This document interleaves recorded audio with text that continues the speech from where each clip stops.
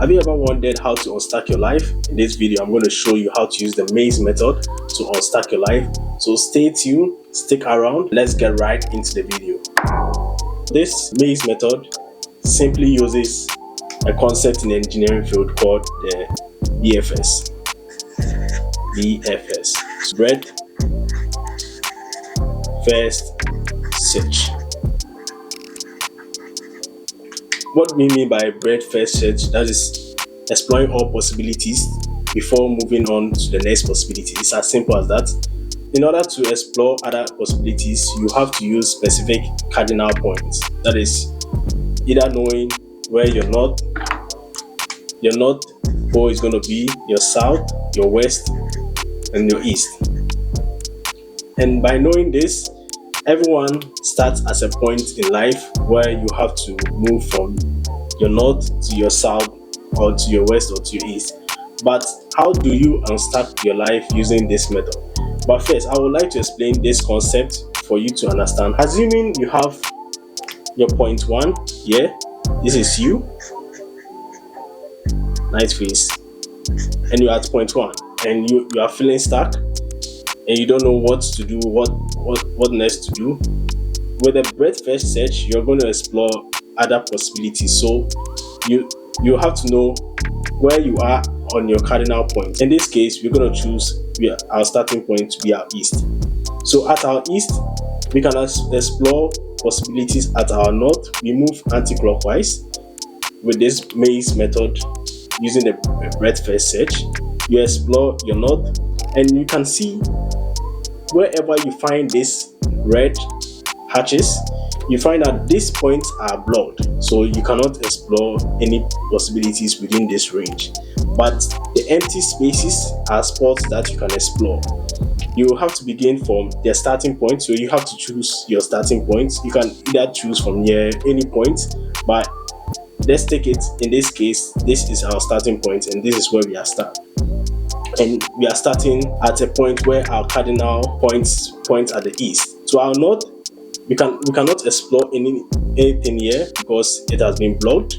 With the hatches represent a blocked region. So let me make this clear. So anything that looks like this means it's blocked. So these are blocked regions. You cannot explore any region in here because it's blocked. We cannot explore our north, we cannot explore our west, but we can explore our south. We move on to 2. That is now you again. And we repeat the same process by exploring our east from wherever we are. So we can explore 3 here using the breadth first search. Now, since we have explored all possibilities around where we started from, we now move on to the next least number, that is going to be 2. And since our starting point is at our east, we will now explore to our west and to our north, south, east, and other possibilities. But one thing you have to take note is that you cannot explore any place that you've already been to. So at point 1, we've already been there, so we cannot explore that point. But at point 2, we can explore our east.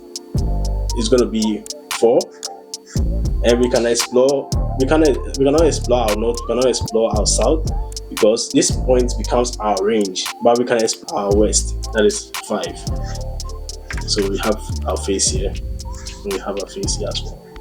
Yeah, the eyes here, but we cannot explore to our west, we cannot explore to our south, and also the east because the east has been blocked. To our south has already been explored. To our west, that is our limit. At 8, we cannot explore our north, we cannot explore our west, but we can explore our east since our south has already been explored. And at this point, you end at 9. In this case, we have arrived at our end point by taking in the first moves in order to arrive at the end point. How can we apply this to life? Because I use this concept in life to explore and think of other possibilities that I could venture in my life, even when I'm stuck. So the first thing you have to understand is you have to identify identify your route, and that could be your current situation. This is your current situation. Your start point is your current situation where you feel stuck, you don't understand what to do next, just wondering what should I do in my life. So you have to identify your route, that is where are you currently, and then embrace it. You have to embrace where you are currently, because without accepting your current state and knowing that there could be possibilities where you could navigate from, you will still stay at the same point. But understanding your route, that is you knowing where you are, either you are your north, your south, your east, your west, and not knowing where to move from that point, and you feel stuck, this becomes where you need to identify, embrace yourself, understand your situation. Now the second thing you have to understand is to identify your interest.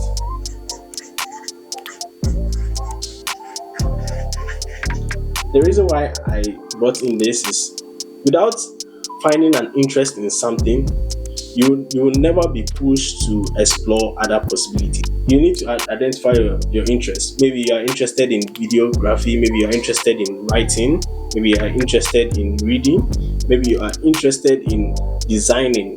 You need to identify what you currently are interested in. Even though you are stuck at a point, you have to list them down. What am I interested in? You will not be able to move on to the next stages and explore other possibilities. So you need to identify your interest. And then third, set the end. Set the end goal. What I mean by set your end goal is to know where you would like to be in the future, maybe in 2 years to come, in a year to come. It can be hard to make this decision, but by setting maybe as simple as a month or 2 months time where you would like to be, you can just set an end point and begin to explore with your interest. And from setting the end goal, you have to now move on to the fourth point. That is, you have to start moving. Because without moving from your current stage to the next stage, you will still stay at your start point. You still stay at this point. But making that decision to start moving from your start point, after you have set your end goal, you know your interest and where you would like to end, there's no way you're going to see your end point. So you have to start moving. Start moving with your interest. Speak to people, engage with other people, contribute your skills, your values to other people. Don't just stay at one point. Don't just stay in your own closet without exploring other possibilities. See how your skills can be explored at other areas in your life, and then start moving. The fifth point that you have to know is to evaluate your current move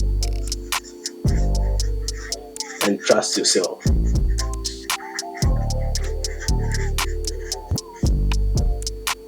With a breadth first search, you move from point 1 to point 2 and you explore point 2 and you evaluate to see if you could move from point 2 to the next stage. That is an evaluation that you are making based on your cardinal points.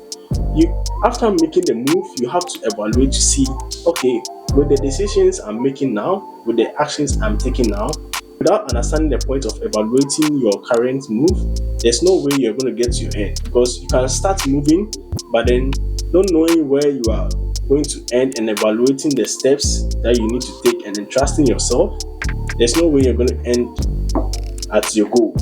But then I explained into details on how to determine your end goal. So you can check my previous videos on how to determine your end goal, how to use the optimization method, make decisions on what to maximize or minimize. Let me know how this concept can be applied to your life in the comment section, and how you're going to use this method to identify your route, identify what's your goals and what you intend to start using this mapping method to unstack your life.